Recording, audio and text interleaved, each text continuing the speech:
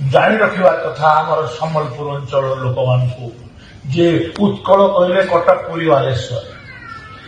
उत्कल कौशल कलिंग मिसिक ओडिशा प्रदेश गठन होती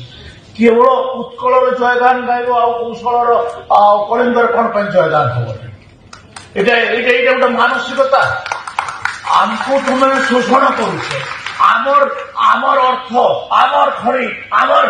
चाष आमर जंगल सबुथे तुम आमको शोषण कल चाकरी बाकरी सबुथे आज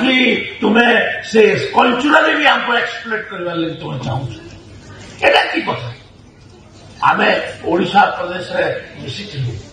ओडिशा प्रदेश रे मिसिबा पय आंदोलन में भी शामिल होइथिलु किंतु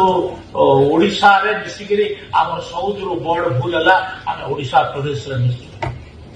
हमर गोटे ऐतिहासिक भूल आ ऐतिहासिक भूल को आम बारंबार कहूछु